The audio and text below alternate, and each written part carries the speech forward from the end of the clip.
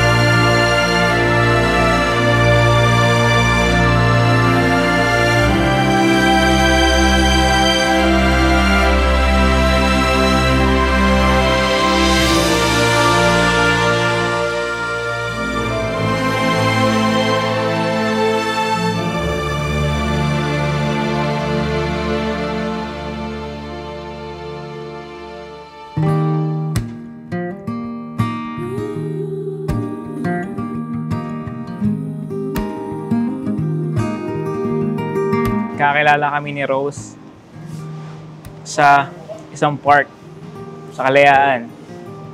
Ito yung uso dati ng text-text pa eh. Karang old school na textmate lang. So nagkakilala kami, friends of friends. Kakita kami. Una kita sa kanya, sobrang gandang babae. Ayun, na-meet ko siya hanggang kinuha niya yung number ko. Nagka-text kami. And then niyaya niya akong lumabas.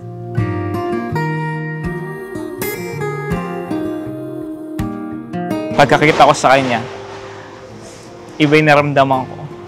Kaya pinerso ko siyang ma-meet. Yung first impression ko sa kanya, medyo pa mysterious guy kasi siya. Tapos, pero nung unang kita ko sa kanya, mabait talaga siya. And then, sobrang responsable, mapagmahal.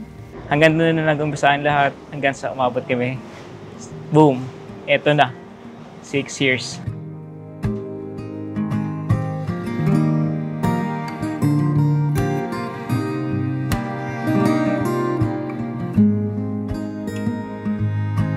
Dahil dito, iiwan ng lalaki ang kanyang ama at ina at makikisama sa kanyang asawa at ang dalawa ay magiging isang laman, kaya hindi na sila dalawa kundi isang laman.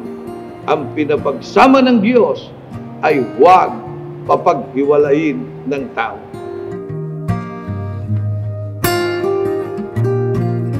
Naalala ko dati nung bago pa lang tayo, promise ring lang yung gusto mo. Pero ngayon, wedding ring na yung binigay mo. Rose, sana pagkatapos na ito, itong wedding natin, wala nang magbabago. May problema, nandyan eh. Darating yan. Pero kakayanin natin, nating dalawa.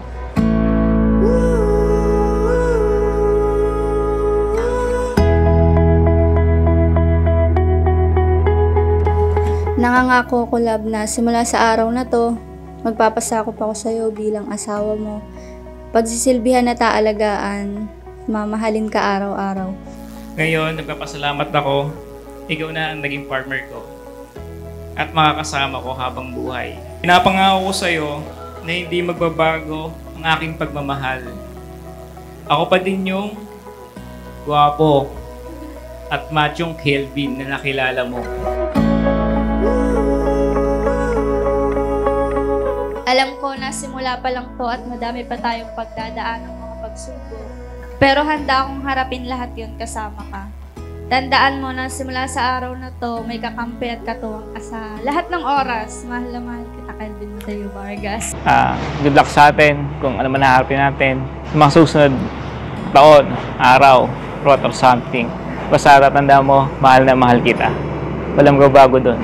Ako pa rin yung Kelvin na nakilala mo from day 1, from 6 years, from wedding day, in the future pa.